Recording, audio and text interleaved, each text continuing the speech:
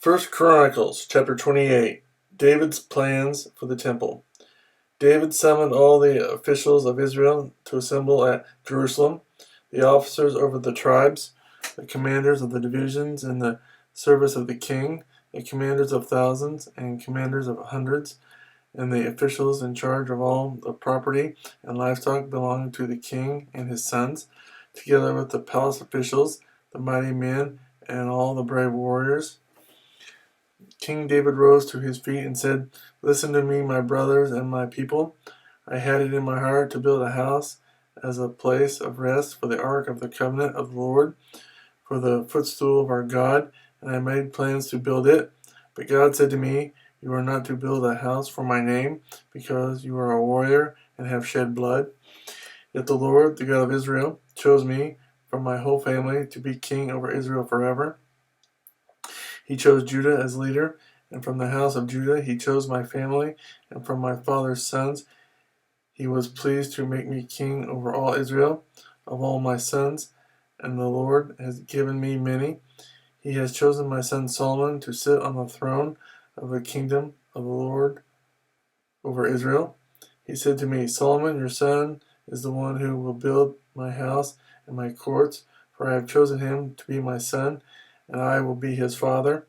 I will establish his kingdom forever, if he is unswerving in carrying out my commands and laws, as in being done at this time.'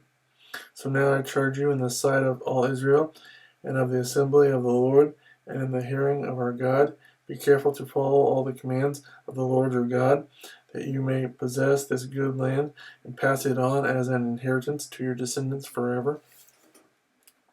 And you, my son Solomon, acknowledge the God of your father, and serve him with wholehearted devotion and with a willing mind, for the Lord searches every heart and understands every motive behind the thoughts. If you seek him, he will be found by you, but if you forsake him, he will reject you forever. Consider now, for the Lord has chosen you to build a temple as a sanctuary. Be strong and do the work."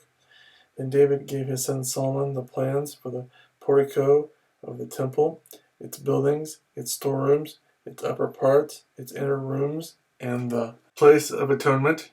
He gave him the plans of all that the Spirit had put in his mind for the courts of the temple of the Lord and all the surrounding rooms, for the treasuries of the temple of God, and for the treasuries for the dedicated things.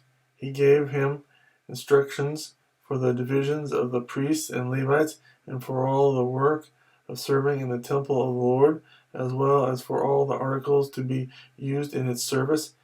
He designated the weight of gold for all the gold articles to be used in various kinds of service, and the weight of silver for all the silver articles to be used in various kinds of service, the weight of gold for the gold lampstands and their lamps, with the weight for each lampstand and its lamps, and the weight of silver for each silver lampstand and its lamps, according to the use of each lampstand, the weight of gold for each table for consecrated bread, the weight of silver for the silver tables, the weight of pure gold for the forks, sprinkling bowls, and pitchers, the weight of gold for each gold dish, the weight of silver for each silver dish, and the weight of the refined gold for the altar of incense.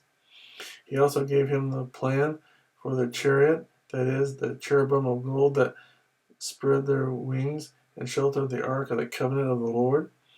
All this, David said, I have in writing from the hand of the Lord upon me, and he gave me understanding in all the details of the plan. David also said to Solomon his son, "Be strong and courageous, and do the work. Do not be afraid or discouraged, for the Lord God, my God, is with you. He will not fail you or forsake you until all the work for the service of the temple of the Lord is finished. The divisions of the priests and Levites are ready for all the work on the temple of God, and every willing man skilled in any craft will help you in all the work. The officials and all the people will obey your every command."